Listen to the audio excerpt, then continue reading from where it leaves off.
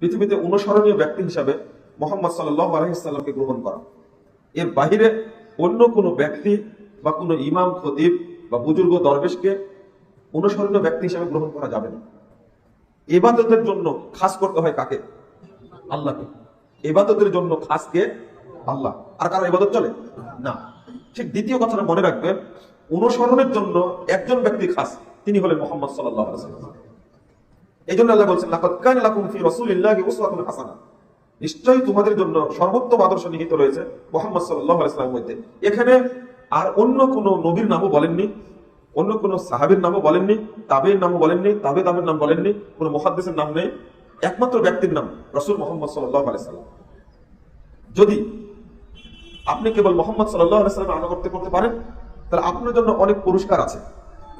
যদি এই আনুগত্যটা বাহিরে চলে যায়, মুহাম্মদ সাল্লাল্লাহু আলাইহি ওয়াসাল্লামের বাহিরে অন্য কারো হয়ে থাকে, তাহলে তার ফলাফল অত্যন্ত জঘন্য।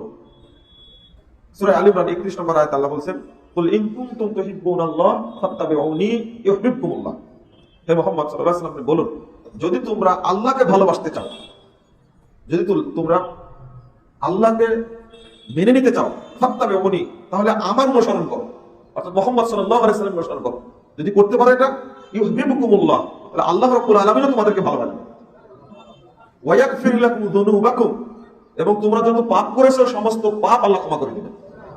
যদি মুহাম্মদ সাল্লাল্লাহু আলাইহি ওয়াসাল্লামের আনুগত্য মেনে নেওয়া হয়, আসলে আমরা মেনে নিয়েছি, এক বাক্যে মেনে নিয়েছি, কিন্তু বুঝিনি।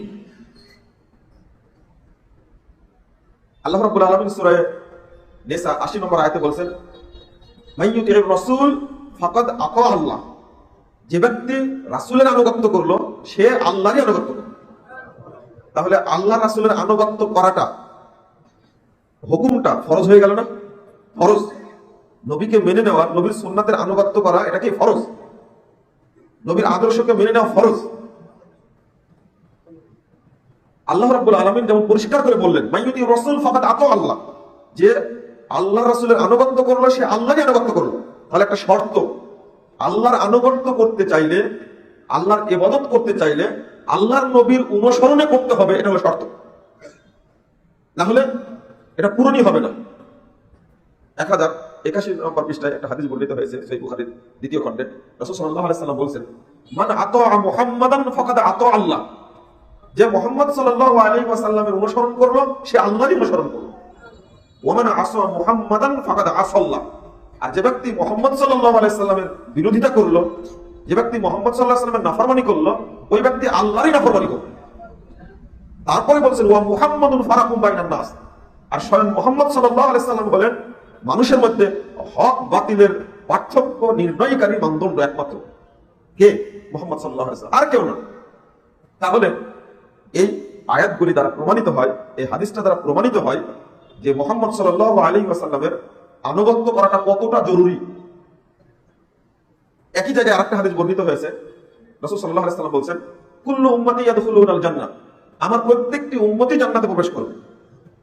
এতটুকু বললে ভালো ছিল, কিন্তু পরে আবার বাদ দিয়ে দিয়েছে, শর্ত করে দিয়েছে, ইল্লা মান আবা, তবে যে ব্যক্তি আমাকে মানে না এই জান্নাতে যাবে না।